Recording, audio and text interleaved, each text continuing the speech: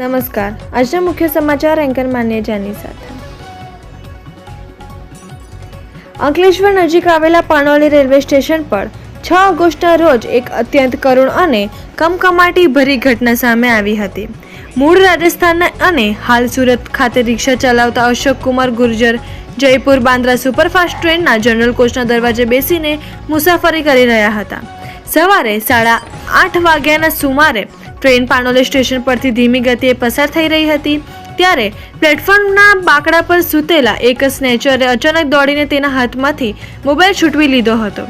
આ આંચકાથી સંતુલન ગુમાવતા અશોક કુમાર થોડો સમય કોચ સાથે લટકતા બાદ પ્લેટફોર્મ પર 100 મીટર સુધી ઘસડાયા હતા અને ચાલુ ટ્રેન ટ્રેક પર ફેંકાઈ ગયા હતા, જ્યાં ગળામાં ભારે ગંભીર ઈજા થતાં તેમનું સ્થાન પર જ મોત નીપજ્યું હતું. આ સમગ્ર ઘટના રૂવાડા ઊભા કરી દેવા સીસીટીવી પણ સામે આવ્યા હતા, જેમાં આરોપી મોઢું સંતાડીને ભાગતો અને ત્યારબાદ સાથીદારો સાથે આવી સામાન ઉઠાવીને ફરાર થતો દેખાઈ રહ્યો હતો. ભરૂચ રેલવે પોલીસે પીઆઈ કે.એસ. દેસાઈ અને પીએસઆઈ એ લકુમની ટીમે પશ્ચિમ રેલવે વડોદરા યુનિટ LCB અને SNOG સુરત ડિવિઝનની ટીમોને તાત્કાલિક તપાસ હાથ ધરી હતી.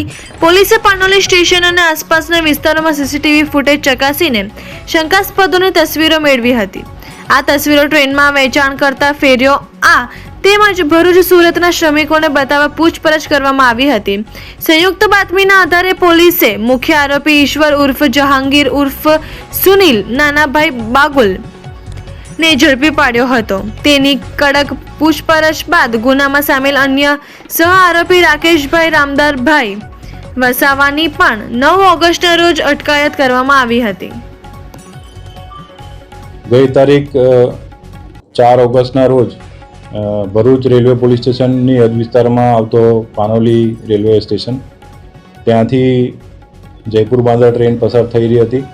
તે ટ્રેનમાં દરવાજા પર બેસીને એક ઈસમ મુસાફરી કરી રહ્યા હતા, જેનું નામ અશોક ગુર્જર હતું. તે દરવાજામાં બેસીને મોબાઈલ વાપરતા હતા અને પ્લેટફોર્મ ઉપર એક ઈસમ એના હાથ ઉપર હાથ મારીને મોબાઈલ પાડવાનો પ્રયત્ન કરે છે અને મોબાઈલ પાડી દે છે. જે અરસામાં જે અશોક ગુર્જર છે એ ટ્રેનમાંથી દરવાજામાં બેસેલા હતા તે ત્યાંથી ટ્રેનમાંથી પડી જાય છે પ્લેટફોર્મ ઉપર અને ટ્રેનની નીચે આવીને કપાઈ જવાથી એનું મૃત્યુ થાય છે.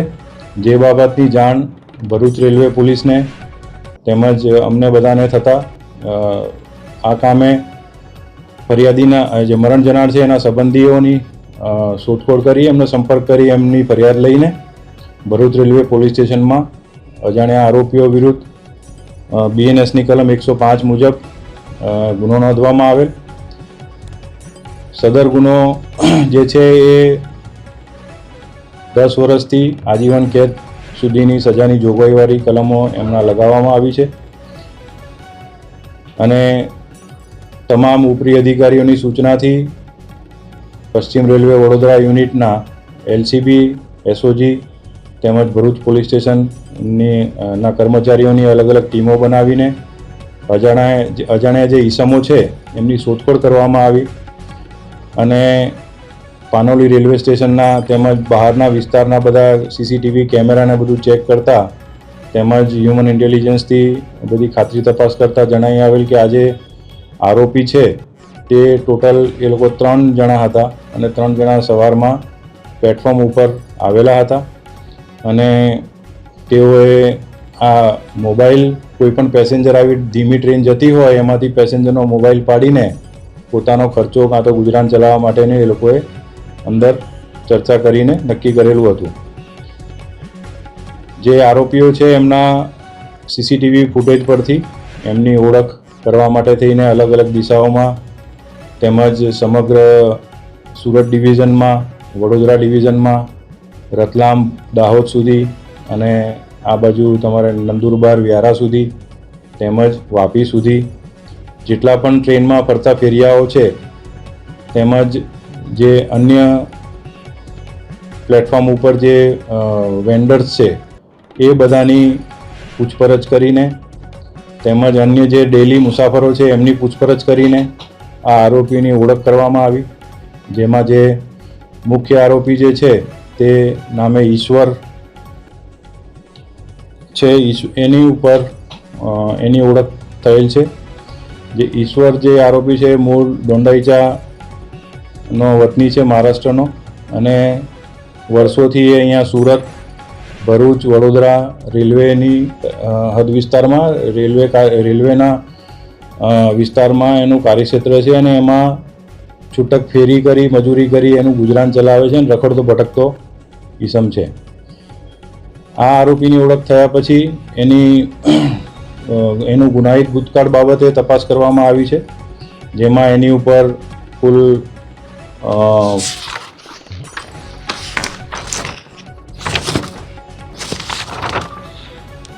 11 જેટલા ગુના ભૂતકાળમાં નોંધાયેલા છે. ભૂતકાળમાં એ સુરત શહેર પોલીસ સ્ટેશન સુરત શહેરમાં પણ એના ઉપર પાસા પણ કરવામાં આવેલી હતી. નંદુરબારમાં એક ગુનામાં મોબાઈલ ચોરીના ગુનામાં તે હાલમાં વોન્ટેડ પણ છે અને એલસીબી અને એસઓજીની ટીમે એને ગણતરીના દિવસોમાં એ ગુના બન્યા પછી 3-4 દિવસમાં જ અમે એને શોધી કાઢી પકડી લીધેલ છે. એ ચલથાણ રેલવે સ્ટેશન પર આવવાના હતો એવી બાતમી મળતા ત્યાંથી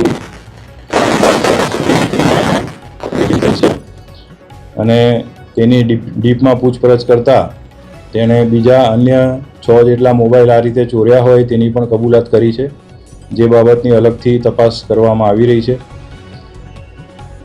આ જે ફૂટેજ છે એની અંદર પછી વધુ તપાસ કરતાં આ લોકો જે 3 આરોપીઓ છે એ પૈકી બીજો આરોપી પણ મળી આવેલ છે. રાકેશ યાદવ નામ છે, વસાવા છે એનું નામ, અને એ રાકેશ વસાવાને પણ ભરૂચ પોલીસે પકડીને એને પણ અટક કરવામાં આવેલ છે.